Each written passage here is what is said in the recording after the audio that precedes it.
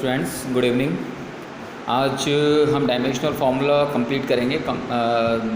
30 dimensional formula अभी तक हम पढ़ चुके हैं जो हमारे 11th क्लास के अंदर यूज़ में आएंगे। अब आज हम 12, 13 और पढ़ेंगे, मतलब 42, 43 टोटल डायमेंशनल फार्मूलाज हैं जो हमारे 11th क्लास के लिए वेरी इंपॉर्टेंट हैं। तो उनको हम स्टार्ट कर रहे हैं। तो आपको नोट्स जो बनाने हैं वो इसी वीडियो में से बनाने हैं। जैसे पहले आप डायमेंशनल फार्मूला के बना चुके होंगे शायद, तो इन डायमेंशनल फार्मूलों को भी आप इसी में से नोट डाउन करते रहिएगा। ओके, तो सबसे पहला हम डायमेंशनल फार्मूला लेते हैं 31। This is the stress.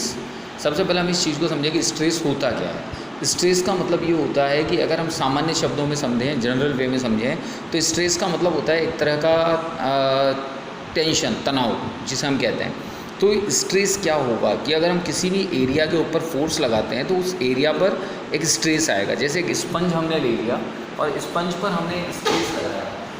जैसे ये हमने स्पंज लिया हमारे हाथ में और इस स्पंज पर हमने फोर्स लगाया तो फोर्स लगाने से क्या हुआ, इस पर ये स्ट्रेस आया, यानी इसकी स्थिति में इसकी पोजीशन में चेंजेस आया। तो this is called the stress. तो इसकी यूनिट एरिया पर, जैसे suppose this is unit area, तो इस यूनिट एरिया पर ये फोर्स अप्लाई हुआ, तो ये क्या कहलाएगा आपका स्ट्रेस। तो this is called the stress. तो स्ट्रेस का फॉर्मूला भी जस्ट प्रेशर जैसा ही है। तो stress equals to force by area. Stress का जो फोर्स का डायमेंशनल फॉर्मूला होता है वो होता है m1 L1 T-2, और एरिया का होता है L2, that is m1 L-1 T-2, क्योंकि L2 ऊपर चला जाएगा तो नेगेटिव हो जाएगा ऊपर जाके। ओके, तो m1 L-1 T-2 dimensional dimensions क्या हो गई इसकी, 1 -1 -2। ओके, अब हम बात करते हैं स्ट्रेन की। स्ट्रेन क्या होता है? स्ट्रेन होता है डायमेंशन में चेंजेस।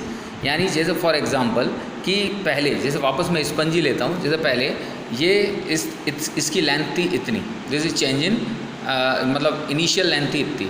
अब इनिशियल लेंथ इतनी थी तो हमने इसको क्या किया, थोड़ा सा पुश कर दिया, ये पुश किया तो क्या हुआ, पुश होने से इसके लेंथ के अंदर चेंजेस आया। लेंथ मतलब लेंथ इन द सेंस ये अंदर दब गया तो लेंथ थोड़ी सी कम हो गई। तो कहने का मतलब ये हुआ कि डायमेंशंस के अंदर जो चेंजेस आता है इनिशियल और फाइनल, वो स्ट्रेन कहलाता है।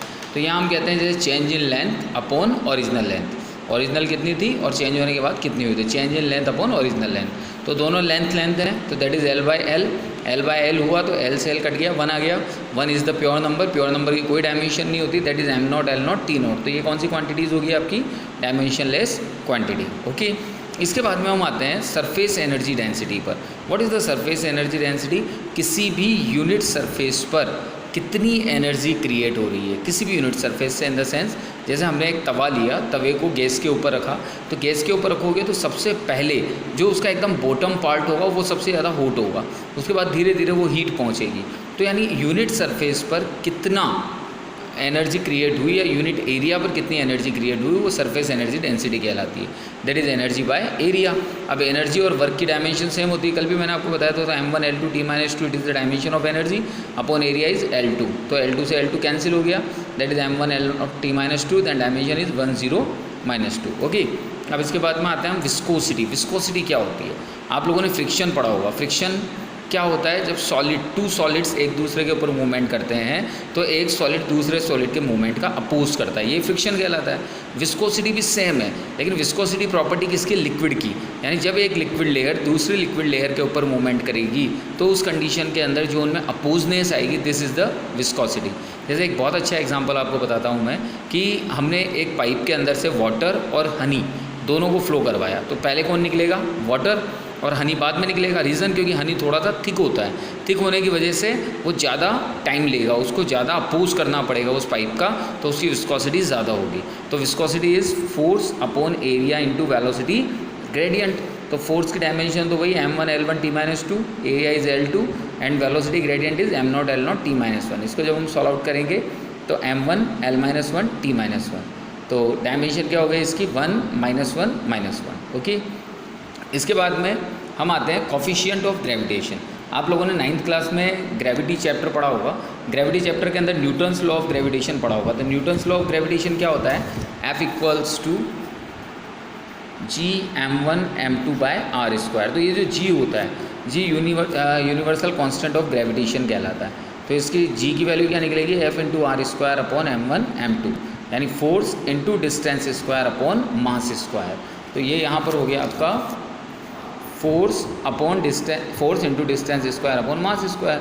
तो फोर्स तो हो गया m1 L1 t-2, distance square that is L2 upon m2, तो ये हो गया तुम्हारा m-1 L3 t-2।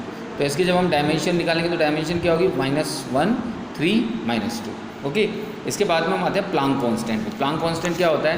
Planck's energy लो E इक्वल्स टू क्या होता है h न्यू, ये न्यू तो होती है आपकी फ्रीक्वेंसी, h होता है प्लांक कांस्टेंट, तो h इक्वल्स होगा E/न्यू that is energy upon frequency. तो ये h हो गया आपका प्लांक कांस्टेंट का फॉर्मूला हो गया आपका एनर्जी अपॉन फ्रीक्वेंसी। एनर्जी की डायमेंशन क्या होती है? m1 L2 t-2 और frequency is m0 L0 t-1, तो that is m1 L2 t-1। तो डायमेंशन क्या हो गई आपकी 1 2 और -1, this is the dimension. Okay, अब इसके बाद में आते हैं मोमेंट ऑफ इनर्शिया पे। मोमेंट ऑफ इनर्शिया क्या होता है? किसी भी सेंटर से, जैसे फॉर एग्जांपल ये एक सेंटर लाइन है और एक पॉइंट है जो इस सेंटर लाइन के चारों तरफ रोटेट कर रहा है, तो ये जो डिस्टेंस है और इसका जो मास है, इस डिस्टेंस का स्क्वायर और इस मास का प्रोडक्ट मिलकर क्या बनाएगा? Moment of inertia. ये हम चैप्टर 7 में पढ़ेंगे, आपके आई से डिनोट करते हैं इसको, तो मास इंटू डिस्टेंस स्क्वायर, तो mass into distance square that is m1, distance square का L2 t0, डायमेंशन हो गई 1 2 0। ओके, इसके बाद में हम आते हैं wavelength. Wavelength is very simple, wavelength यानी wave distance of wave travelling in 1 second, this is the wavelength. And wavelength का सिंपल सा formula length that is m0 L1 t0 and dimension is 0 1 0। तो ये कुछ डायमेंशंस है, अभी मैं आगे बताऊंगा, तो इनको मैं एक बार पहले आपको ब्रीफली एक बार हाईलाइट कर देता हूँ मैं, तो जिससे आप इनको आराम से लिख सकें। तो वीडियो में देखते चलिएगा और लिखते चलिएगा।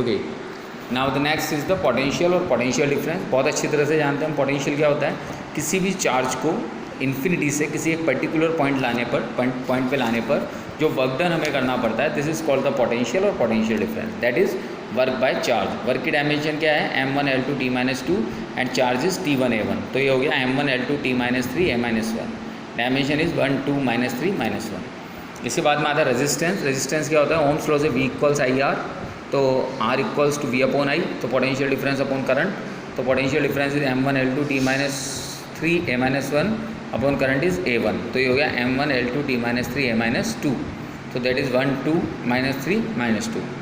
इसके बाद में आते हैं हम स्पेसिफिक हीट पे। What is the specific heat? तो स्पेसिफिक हीट होती है energy upon mass into temperature. तो एनर्जी तो हो गई तुम्हारी m1 L2 t-2, mass is m1 and temperature is K1, तो ये हो गया m0 L2 t-2 K-1, तो डायमेंशन हो गई 0 2 -2 -1। इसी तरह से लास्ट है आपका कैपेसिटेंस। कैपेसिटेंस क्या होता है? चार्ज को गेन करने की कैपेसिटी। कोई भी कंडक्टर कितना चार्ज गेन करता है, ये आपका कैपेसिटेंस कहलाता है। तो capacitance equals to charge upon potential difference. Charge का मतलब आपको कुल मिला के डायमेंशंस फॉर्मूले के अकॉर्डिंग लिखते जानी, उसे सॉल्व करना है। तो चार्ज का ये है, पोटेंशियल डिफरेंस का ये, solve out then this. Okay, तो इसको मैं आपको थोड़ा सा ब्रीफ कर देता हूँ, तो इससे आप आराम से इन डायमेंशंस को लिख सकते हैं।